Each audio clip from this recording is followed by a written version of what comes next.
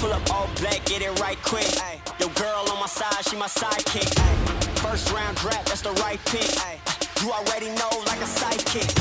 Pull up all black, get it right quick. Your girl on my side, she my sidekick.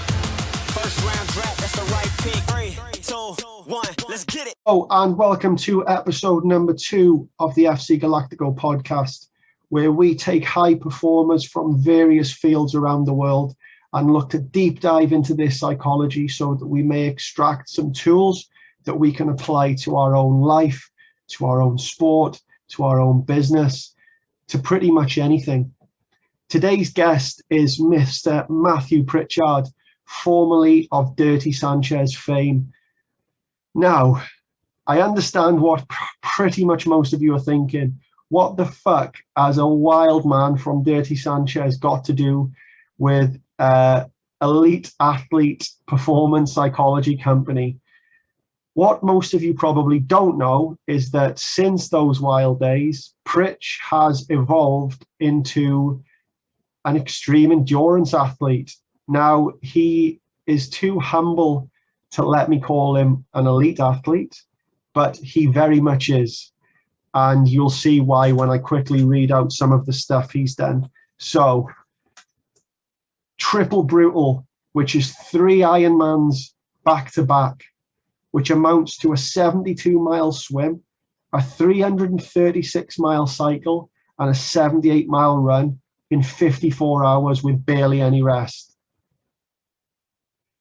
Another thing he's done, which he won a world record for at the time, by the way.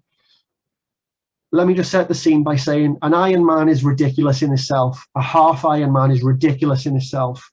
And a half Ironman amounts to a 1.2 mile swim, a 56-mile bike ride, and a 13.1 mile run with no rest in between. Bang, one to the other. Insanely hard in itself. This guy, Pritchard, age 43, did one every single day for 30 days. So he did 30 half Ironmen in 30 days. And then the last one of note, which was probably his most recent, is he rode the Atlantic.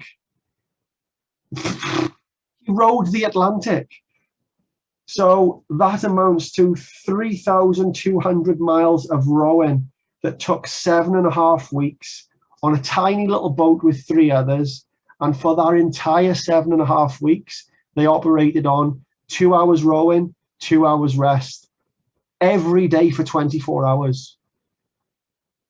So he might be too humble to let himself be called an elite athlete, but my definition, he is absolutely an elite athlete. And when I was making lists of people I wanted to get on as guests, Pritch was up there at the top, if I'm being honest, because it's very easy to get successful sports people and stuff and dive into their mentality, but elite, or being elite in anything from football to business to fucking knitting, it's all the same. There's a consistent pattern in anything. So those who can perform at elite levels have a very specific psychology in the sense of how their brain and neuroplasticity patterns out. So if you think that elite performance is a very, very detailed process of brain waves that move from one to the other, to the other, to the other, to the other, most people get stuck somewhere along the line. They either lack the knowledge to make it through to the end, or they lack the skill, or they lack the understanding, or they lack something that prevents them from consistently reaching the full cycle that amounts in elite performance. And Pritch obviously has this down to a T. And so I thought it would be particularly interesting to get into the mind of someone, number one, who does all sorts of crazy endurance events, but number two, someone who is not from a athletic background, someone who hasn't been playing football since they were 6 years old. And some of the conversation that we managed to get into was really interesting. So I just want to point your attention to one or two pieces. There was some stoicism brought up where, you know, you're in control of two things, your own thoughts and your own actions. And so controlling that inner narrative is so important. And for those events that Pritch did, when your fucking brain is just screaming, stop, this is crazy, he obviously has a freakish level of control over that inner voice. And so, yeah, I thought it'd be a really, really interesting chat for you to listen to. Unfortunately, at the time of filming, my co-host, Barry Douglas, was doing blood tests and medicals for his move to Lech Poznan. Congratulations, Bash. So he didn't join us. So it's just me and Pritch, but Baz will be back for the next one.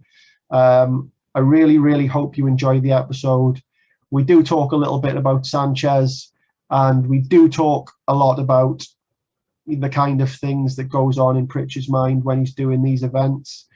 But I think the key takeaway is about breaking the rules, and that'd be my final message of this introduction, is that those things that Pritchard did, so from Dirty Sanchez to all of these extreme endurance events, life would say that that shouldn't be done, that that's mental, you can't do that. And I think that's why I gravitated towards Pritch as someone I hold in such high esteem, because he epitomizes everything I believe, that these rules and stuff that are placed on human beings, they're arbitrary, man. There are no rules. You can do absolutely anything you want. And the sooner people realize that life isn't just set, that you can poke it and press it and prod it and rearrange it however you please, then I think that people will have their minds blown by what can be achieved. So please enjoy this episode. It's a lot shorter than the last one, which we're going to do going forward, make it really punchy. But yeah, please enjoy. How's things, bro? Yeah, happy days. I've just been cleaning my house. Yeah? Yeah, I've been meaning to do it for ages, but I just keep putting it off. One of those things, because my house is getting done up. I'm in the kitchen now. So my living room, stairs, bedrooms and stuff. And because my fiance is moving over from Dublin, and everything's sort of in one room, and it's just, every time I see it, it just gives me bad anxiety. So I just went in there today and went, right, you are fucking having it. And that's what I've done, so I'm happy. Fucking hell. Sex, drugs and rock and roll, Martha. Yeah, exactly. And a bottle of fizzy water. It's just me and you today, my friend. Baz has just signed for Lech Poznan, so he's been dragged into some blood tests. So just me and you, my friend, but no problem at all. We're the best ones anyway. So as I said to you on the message, man, the idea of this podcast is to try and dive into the kind of what goes on in the mind of elite athletes. And I guess that's kind of the fucking maddest thing of all, is I've been a massive Dirty Sanchez fan from a young'un, that I'm now sat with Mathew Pritchard, the elite athlete. I wouldn't call myself an elite athlete. Yeah, all right. I knew you were going to say that. You're the fucking world record holder for Iron Man. No, I wouldn't call myself elite. I just enjoy what I do, and and that's what that's what it is. I mean, I'd say an elite athlete is somebody who completely, trains every day and is very strict with their diet and blah blah blah. Does that make sense? That's right. That's right. That's right. Look at it. Yeah, no, it makes perfect sense. But I guess my point is, from being the wild man party animal, Mathew Pritchard, to someone who's literally fucking breaking athletic records. So like the Ironman, so for people listening, I just wrote this down. An Ironman is 2.4 mile swim, 112 mile bike ride, 26 mile run. And you did 30 half Ironmans in 30 days. Yeah, that was in 2015, that was. In March 2015. Really, which is a world record. It was a world record then. I think Iron Cowboy, who actually has just completed 101 full iron distance triathlons back to back, which is just, It's just probably my brain that thought of him doing that. But he had 22 half irons at the time, and I did 30, and then somebody a few years after did 100 in somebody from Sydney. Sounds fucking pretty elite to me, my man. Sounds pretty fucking elite. I get one of the reasons I was most excited to talk to you, especially in this sense, and we'll get to Sanchez and all that kind of stuff, but we might as well just dive into the big question. Like, when you're doing something like that fucking just these intense endurance races, there's obviously a time that comes when your brain starts screaming, this is fucking mental. Like, stop. Just stop. This is fucking mad. I guess my interest is, like, what are the stories you're telling yourself to get through this? How do you override that fucking brain screaming? Like, your muscles are aching and everything's like, how do you keep going? I'd say, let's just say the Deca, for instance, it was all based in the same place. We're all going around in circles. The pool was just back and forth, 25-meter pool. The bike was in a 7-mile circle, and the run was in a just over 1.1 mile circle. I mean, you're going to be there for days. You sort of, your mindset is set on, you're going to go to that place where it's painful. It gets monotonous, and sometimes you just don't want to be there. You don't want to stop, but you know yourself, you can't stop, and you're too stubborn to stop. And you sort of, when the pain comes, it's just oh, here we go, it's coming now, and it won't leave until you finish. But I don't know. I try and switch off. My way of dealing with it is trying to daydream. And if I get into it's almost like I try and get myself in a meditative state. Yeah. And I can't meditate in the house. I can't. I've tried. My head's constantly going. But if I'm running or cycling, running mainly is the main one for me. I can just, if I get to that point where I can switch myself off and I go into this daydream, I forget about everything. I'm just so engrossed in what I'm thinking of in my head and the daydream I'm having until, I don't know how many miles or whatever, and then you sort of snap out of it and you go, oh, fuck, you feel the pain again, and then you just try and switch yourself off. But that's just my way of, that's my way of dealing with it. But I'm just stubbornness. It's like, you're getting that much pain, and there's no way. The thought of chucking the towel in is fuck that, man. Fucking hard work, man. So I'm still yet to do that. But I think that's a really good thing. Like, I was just reading last week about the origins of the Navy SEALs, and like when they were first being put together, the Navy SEALs were like, right, what's the fucking what represents hell on earth? And it was like, right, the ocean is fucking just so vast. Like, everyone's scared to go there. A human being will perish if they go below like fucking even 1% of it because of the air pressure. There's literally in the ocean, there's black holes, right? That if you get sucked into one, you literally just fucking eviscerate. You're gone. It's gone. They can't hold light or anything. So the ocean is some horrible, massive, scary place. And the Navy SEALs went, right, that's where we're going to go. That's where we're going to fucking make our force. The idea being that it's like kind of camping out in hell.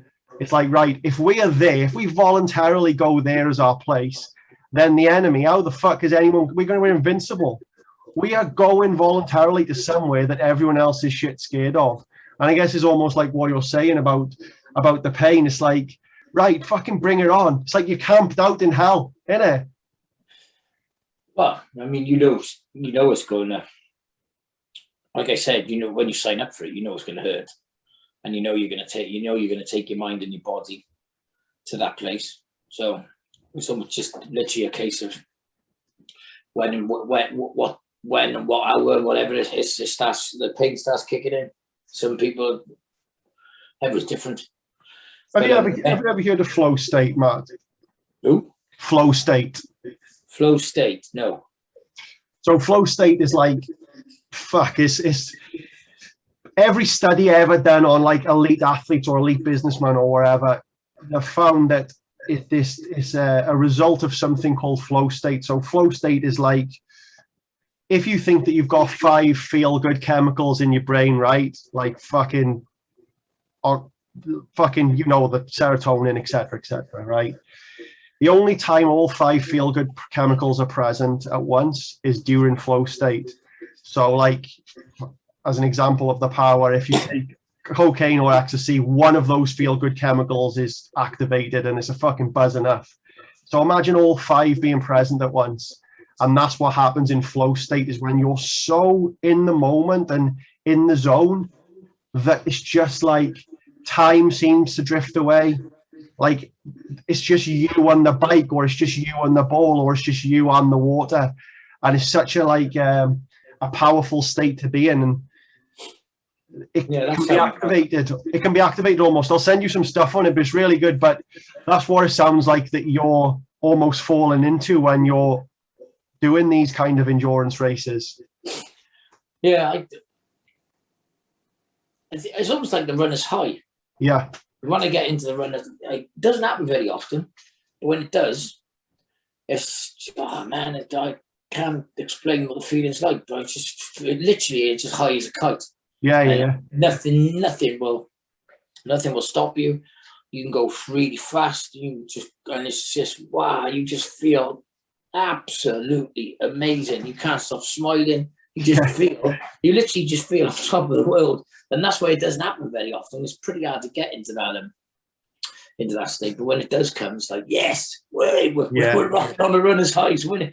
Yeah, I was trying to make the most of it. Yeah, no, and again, that will be flow state, and contrary to popular belief, it can definitely be hacked. And there's some really good ways into flow state, which I'll send you after this. But yeah, so powerful, man, and it's so impactful. Another thing I wanted to touch on with you, like when I was about 15, 16, obviously Sanchez was massively fucking popular. And I remember you being one of my absolute heroes, right? I loved Sanchez and you were one of my heroes. And I remember my dad walking in one day and I think you had like a fucking kettle swinging from your dick or something on the telly. Something fucking something daft was going on. And he's like, this man's your hero. What the fuck is going on? And I reckon, I haven't thought about stuff like that, like more and more as the years go on. Like, I know you love Freddie Mercury as well. Freddie is another one of my heroes. And if you consider Sanchez, and if you consider all these Ironman stuff and all these crazy endurance things you do, it's almost like I think that you were my hero because before I could put words to it, you were really good at messing with the rules of the world, if that makes sense. It's like I've always from a young age hated this idea, oh, you can't do that. You fucking can't do that. It's like, why? And I think that's why I kind of resonated towards you as a really early hero with something that on the surface was as fucking mad and stupid as Sanchez, because that was the ultimate, like, fuck off. You can't, the grown man can't do that. Well, why not? We're doing it. Well, you can do anything, can't you? If you really want to do it. I mean, I like, normal's boring. So. Normal's very boring. Yeah, normal stuff doesn't really appeal to me. I know. And if you put your mind to it, you can do anything. And yeah, like you said, no, I just try and do something. I'm just into stuff that most other people don't do, if that makes sense. Makes perfect sense. And where do you think that comes from? I think because these ultra endurance events, the competitions, like brutal events, they put on brutal events, which is the names of the title. But they do the double brutal, which is a double Ironman, triple brutal, which is a triple Ironman, all in Snowdonia. So so the water's freezing cold. There's lots of elevation. It's really fucking hard. But there's not many people who sign up for these events. And everyone sort of knows one another. So really small, family of people that do the ultra endurance stuff. So yeah, there's got to be a reason, because although it has grown over the last, I'd say when I did the double pool quite a few years ago, I'd say there was only about 10 people signed up for it. But recently, I think there's like 35 or 40. So it's still small, but slowly but surely it's growing. But I think there's got to be a reason to why, because I've been, we run around in circles, and I know all the people that I'm running around in circles with. Yeah. And I just, sometimes I look, and I just think, because you got a lot of time to think when you're doing these things. And I just think, we must be fucking mad. We're literally we've got serious fucking issues. We're just running around in circles, but sometimes we're just like zombies, just like walking zombies. And I've always thought, I wonder why we do it. It's mad. And do you know what? I think it's obviously being channeled by you to do good things. And I think I ended up channeling it in the same way. Like when I started my company, like we're working with Premier League athletes, I'm like, part of me goes, I'm a boy from Ebervale, man. Boy from Ebervale, I'm not meant to fucking work with Premier League footballers. But like, it's like, that's exactly why I did it. Because fucking why aren't they? Yeah. You know what I mean? Yeah. It's almost like fucking playing with the rules of the world. Yeah. Do you know what? I get that. Because like if I get paid, if I do a job TV or whatever it may be, and it's a high-paid job, and you get paid really well, like a big lump of money, sometimes you just feel guilty. It's like, I should be allowed to have this. You almost put yourself down. You should never put yourself down. It's like, well, you put yourself in that situation. You've earned it. Yeah. Just take it. But there's something in the back of my head that always makes me feel guilty that I shouldn't be having it. It's weird. I think it's extra in Welsh people, man. It's like in Wales, like good stuff's what happens to fucking everyone else. And like if you've ever seen a Welsh person in New York, we just walk around going, "Fuck me!" It's like the films. We're in a film. It's fucking brilliant. It's just like everything good elsewhere. It's exactly that. Good things happen to other people. Yeah. But it's interesting. It's really interesting. Do you miss Sanchez? Yes and no. I miss being with the boys, and just miss being with the boys and doing everything. Then we were younger, and our heads were, our brains were wired up differently, and and now I'm older. It's just why you just look at life in a different way. Yeah, of course. I do. I do miss it. It was a wonderful time in history, man, wasn't it? It was like, just get. I know we're getting paid. You were young. You were getting paid to have a laugh with your mates, travel around the world, and get drunk, do pranks on one another. It's just having a laugh. It's brilliant. Do you know, it must have been crazy to you as well, because definitely fucking mad for me. Like I said, being a big Sanchez fan, like I was at the movie premiere, used to fucking see him a lot all the time, out and about. But I think I wasn't unique in that sense. Like the fan base for Sanchez was fucking huge. So there was loads of people who proper related to that, I don't know, the kind of anarchy of it all, which maybe says a lot about society, I guess. Well, I mean, we're a bit more easygoing and a bit more laid back in those days. I don't know if I don't think you could get away with that for shit. No, definitely fucking not. So, Mikey, everyone's offended by. Everyone's offended by absolutely everything. Like I said, if we did half the stuff that we did back in the day, no. God alive, Ofcom be fucking. They're going to be on fire. Take those Sanchez boys off TV now. So how? Jackass is literally Jackass's film is coming out now in October. Is it? Yeah, the Jackass 4, the movie. It's still going. Well, they haven't done anything for ages, but it's almost. I mean, they couldn't have come out at a perfect time when everyone's sort of feel a bit shitty after lockdown, COVID, blah blah blah blah blah. To watch a film which is a load of boys messing around. They got a few new members as well, a few new younger members. So to see them doing each other in and having a laugh and stuff will be good to see. And I'm looking forward to watching it. Maybe, who knows? You know, that might be relight the flame where people might want to see a few more Sanchez stuff. Albeit a little bit more grown up Sanchez. Yeah, of course. I mean, I don't want to be spending half my life in hospital again, not at the age of 48. No, thanks. Man, I think the hunger has never gone away, especially for a second Sanchez movie. I think it's a travesty that this hasn't been done yet. I mean, me and Dave did that spoken word thing. Pritchard versus Dayton started the Sanchez thing. So we sort of went on and did a spoken word, and that was brilliant, really good to be on tour, backstage, not nowhere near getting as backed up as what we used to. And well, no, we didn't have to get that fucked up because we were all about to stick drumsticks up our ass and get bullwhips on smashing bottles in our heads. So it was, and before, because I remember before going on stage with Sanchez, me and Dave were like, fuck, come on, and like charging each other up. So when we go on stage, it's like, let's fucking go. And then this time, we're just backstage, just chilling, going, oh yeah, I'm going to go sit down and talk. So much easier. And then we did it with Joycey and Pants, well, as the four of us as Sanchez. And again, that worked really well. So, and it was good. That chemistry's still there, man, isn't it, between the four of you? Oh yeah. I mean, I was with Pants on Monday watching the England football.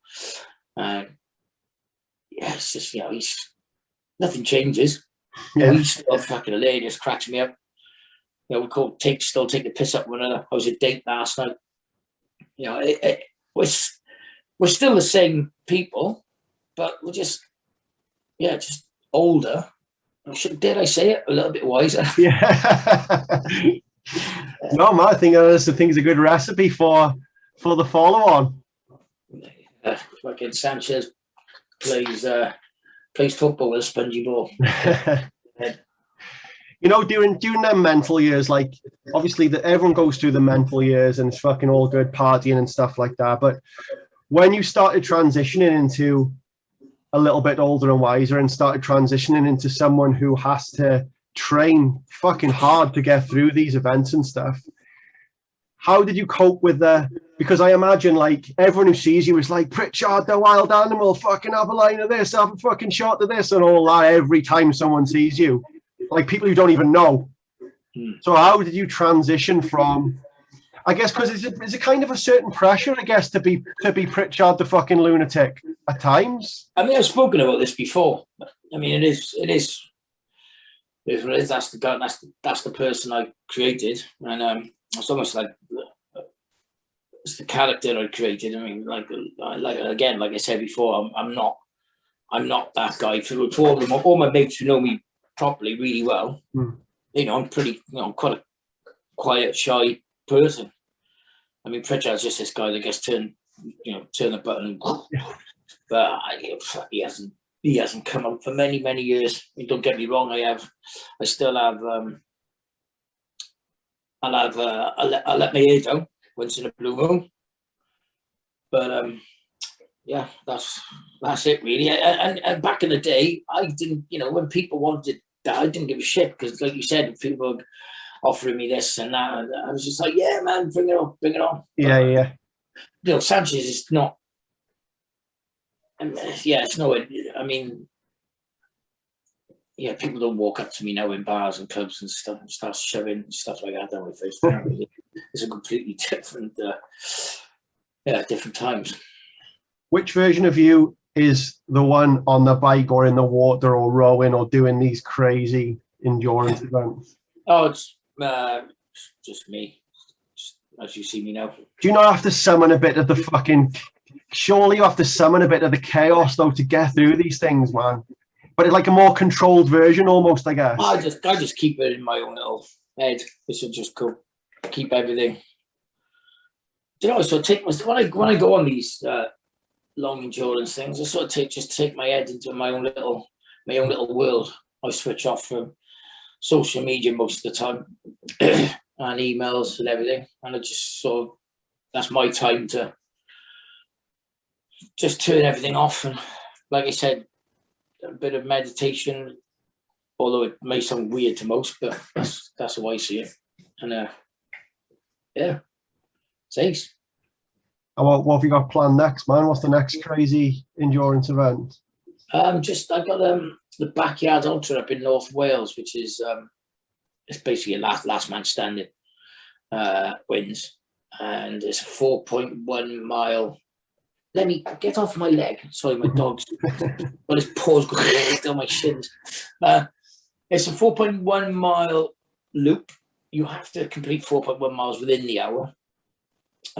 And you have to eat and everything within the hour as well. And you just basically just keep going. So my aim is, I've never done 100 miles off the bat. So I'd like to do 100 mile.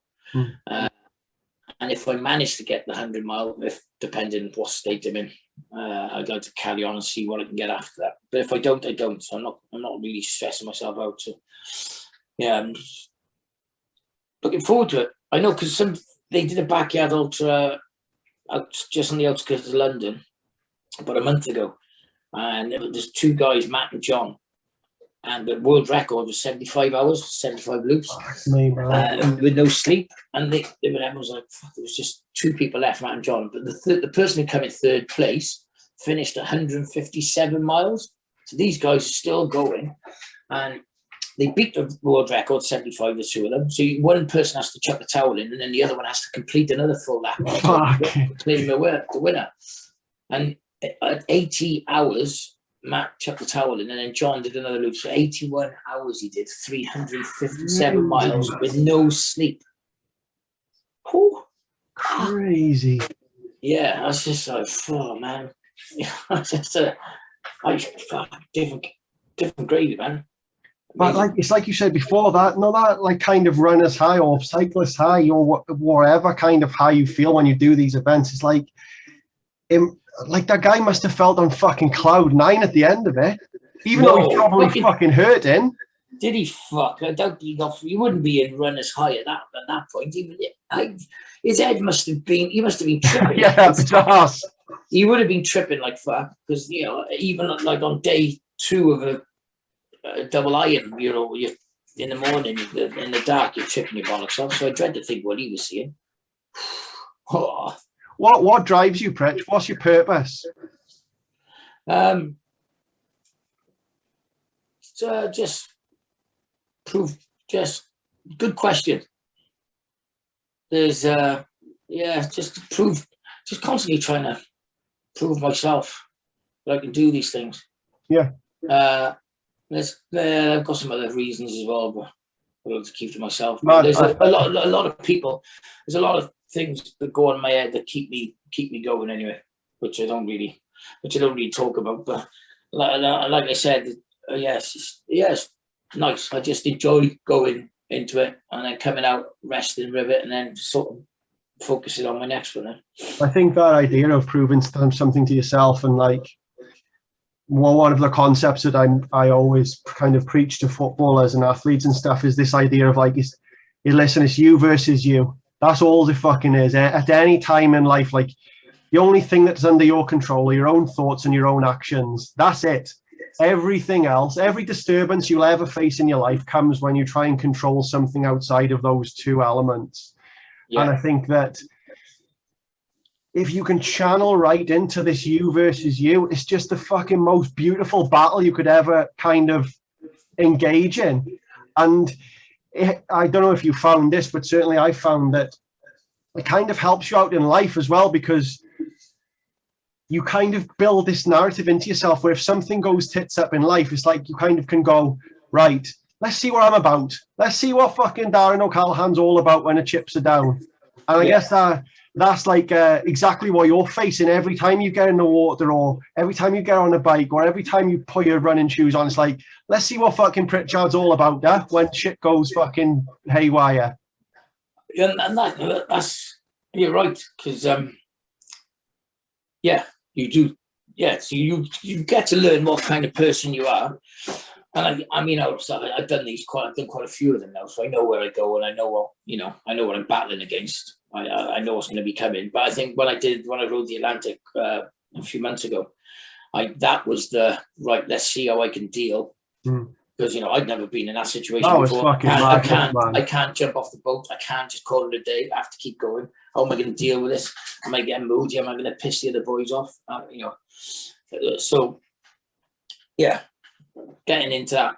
How can I deal with it? And I was quite happy with how I did deal with it as well. But for the people listening, Pritch, what was the total mileage of rowing the Atlantic? I think it's about 3,200 miles. And am I right in saying it was like 2 hours on, an hour off for 24 hours a day? 2 hours on, 2 hours off, 24 hours a day for about 7 weeks. Man, that must have been trippy in itself. I didn't start tripping because if you can get I was pretty good with the sleeping part of it. So when I had my food, I'd definitely get about an hour every time I had to sleep. So you always have these little power naps, and they work. I can see why that 2 hours on, 2 hours off thing is straight through the board, because it does work. Although you are knackered, but I never got myself to that point where I was tripping. Do you know what must be so powerful as well about something like that, even though it's obviously really fucking difficult, is that you're on that boat. Am I calling it a boat or a yacht? What's the correct term? Boat. You're on that boat, right, in the fucking ocean, and there's nowhere to go. So that you're free from any excuse in the world. It's like you have to get up and row, no matter fucking what. It doesn't matter what you feel like. You have to get up and row. And that must be powerful in and of itself, because we're all guilty and there's distractions everywhere in real life, fucking Instagram, stupid stuff like that. But there on a boat, a few other guys.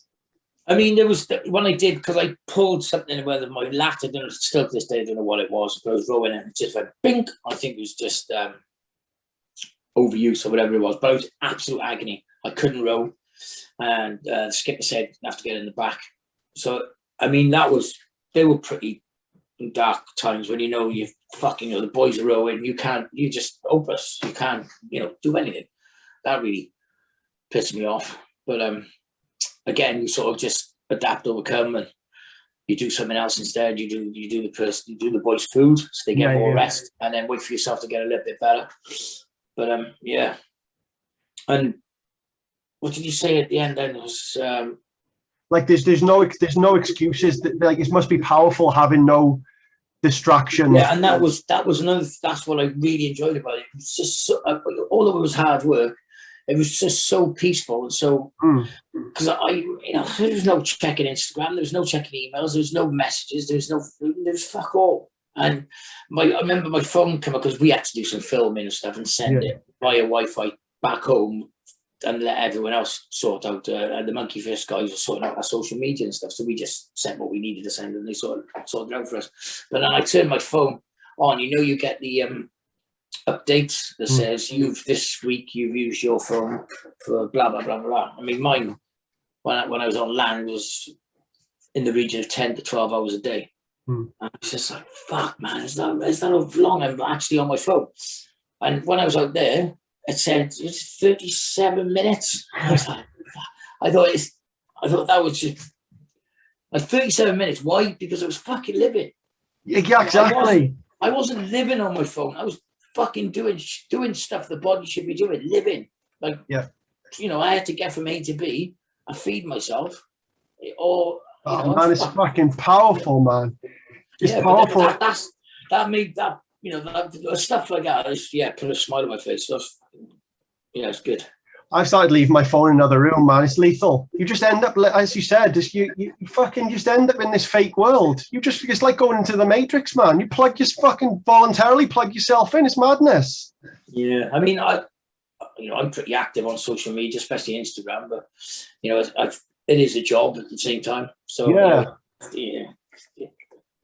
But yeah, I think you just got to limit yourself to. That's it. It's hard.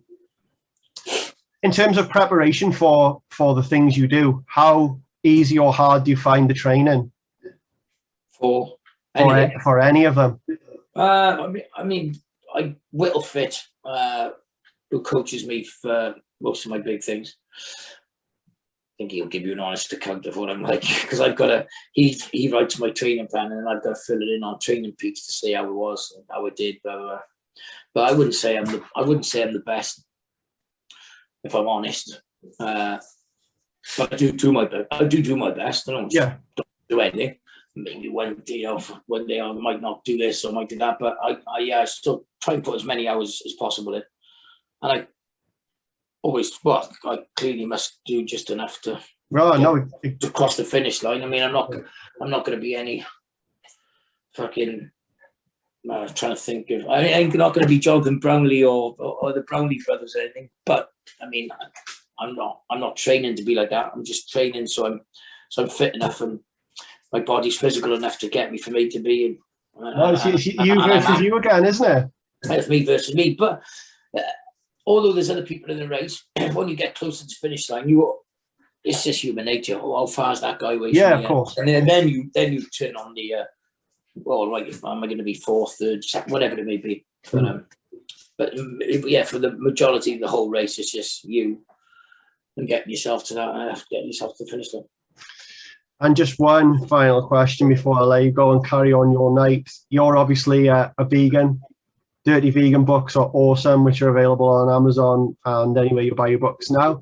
How do you answer people? Because I hear a fucking lot of people say, the reason I'm not a vegan is because I'm an athlete. I can't train with no meat. What's your kind of stance on that? At the bollocks? Bollocks, yeah. I mean, when I told people I was going vegan in 2015, a lot of people said, "Whoa, well, with all the stuff you do, I wouldn't do that. You're going to make yourself ill. You're going to do this. Where are you going to get protein from?" YouTube thing. And I just made it my mission to right. Well, if you're all telling me I'm just going to make me ill, I'm going to prove to you that it's not. And I think I've done that quite a few times already. So I did 30 half Ironman in 30 days on a vegan diet. I did 10 full Ironman in 10 days on a vegan diet. Oh man, you've obliterated the lie that you need meat. So if anyone ever says you can't do that, then I think I'm a good role model to say, well, that's bullshit. Of course you can. Is it different though? Is it more of a struggle without meat, or is it literally just once you've made those changes and adapted, there's fucking no difference, or no, better? It's better. I'm not laden down with loads of meat and dead carcass and rotten flesh in my body. I'm just, clean and fresh and ready to rock. With the power of the fruits and the veggies and the lentils and the legumes and the grass and the lettuce. Yeah, it's all good. Sounds perfect, man. And Dirty Vegan 3 coming out anytime soon? No, we did 2 series on BBC, and we're looking for somebody else to take it. So let's wait and see where it goes. Cool. Mathew Pritchard, you're an absolute legend, sir. Please, please, please do more Dirty Sanchez for us all. I just don't mind you to be interested. and thanks for being an inspiration to me for all these years. Like I said, you were an early hero of mine, and you inspired me to, in a good way, put 2 fingers up to the system and to what we're fucking meant to do and what we're meant to not, because it's all bollocks, man. You can be anything you want to be, like you said. And I think you're one of my very biggest inspirations for inspiring that. So thanks very much, brother. I very much appreciate it. No problems, man. Thanks for having me on. No problem at all. I'll catch you soon, bro. Take it easy, man. Bye-bye.